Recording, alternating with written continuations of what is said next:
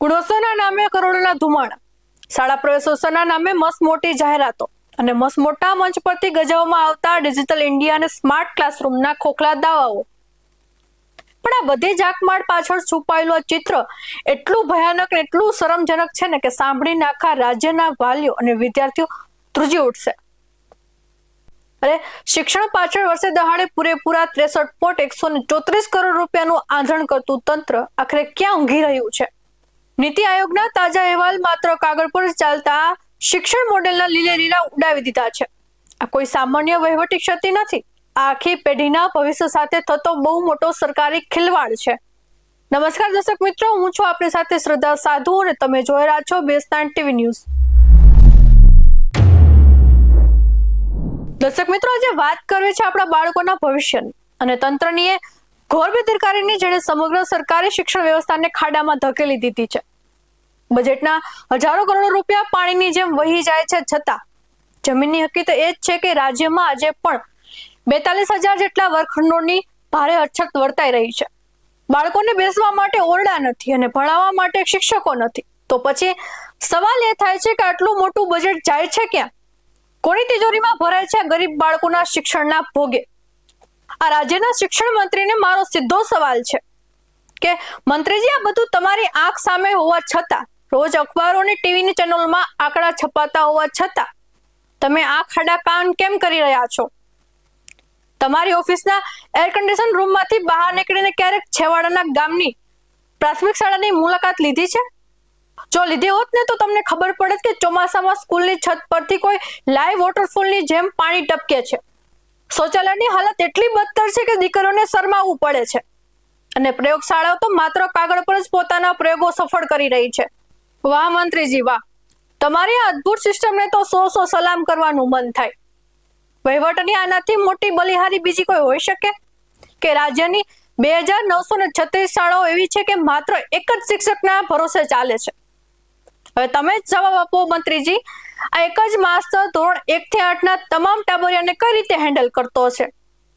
એ ગણિત ભણાવે, એ વિજ્ઞાન ભણાવે, અંગ્રેજી ભણાવે કે પછી મધ્યાહન ભોજનના અનાજનો હિસાબ રાખે, ઓનલાઈન હાજરીના સરકારી ચોપડા ભરે કે પછી તમારા ઓર્ડરનું પાલન કરે?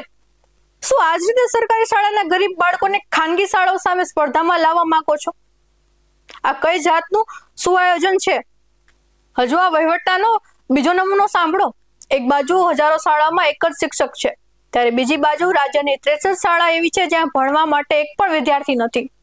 છતાં ત્યાં 78 શિક્ષકો રોજ સવારે હાજરી પૂરીને નવરા ધૂપ બેસીને સરકારી તિજોરીમાંથી ટાઢા પોરે તગડો પગાર ફાળે છે. આ તો કેવો અંધેરી નગરી અને ગડુ રાજા જેવું વહીવટ! જ્યાં શિક્ષકની જરૂર છે ત્યાં જગ્યાઓ ખાલી રાખવાની અને જ્યાં વિદ્યાર્થી જ નથી ત્યાં શિક્ષકોને સાચવવાના.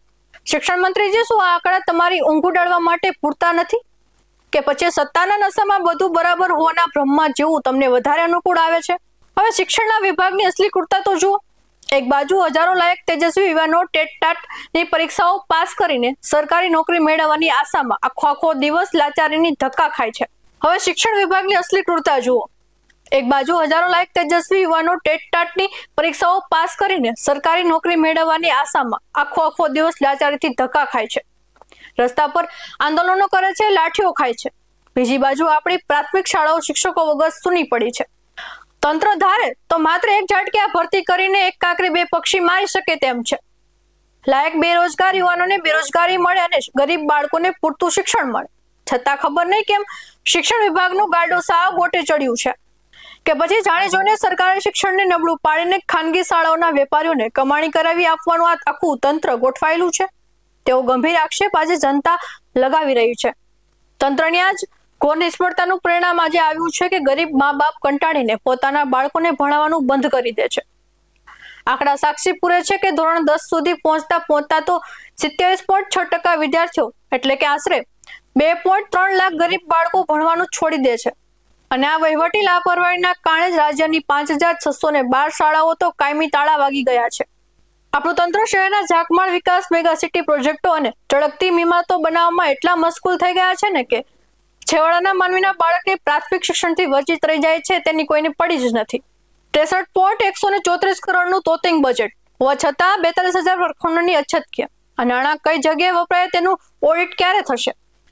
લાયક ટેટ પાસ ઉમેદવારો રસ્તા પર આંદોલન કરે છે તો પછી 2936 શાળાઓ એક જ શિક્ષકના ભરોસે રાખી બાળકોનું ભવિષ્ય કેમ બગાડવામાં આવી રહ્યું છે?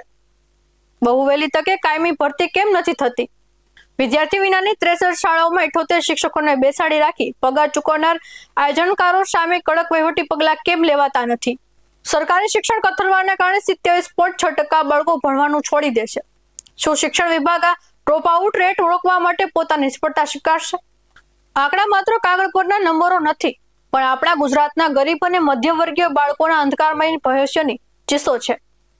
હવે જોવાનું એ રહેશે કે આ આક્રોશ પછી પણ શિક્ષણ મંત્રી શ્રી પોતાની કુંભકર્ણની નિંદ્રામાંથી જાગે છે કે પછી હંમેશાની જેમ બધું બરાબર હોવાના રાગ ગાતા રહેશે. BS9 TV ન્યૂઝ જનતાના સવાલો પૂછતું રહેશે.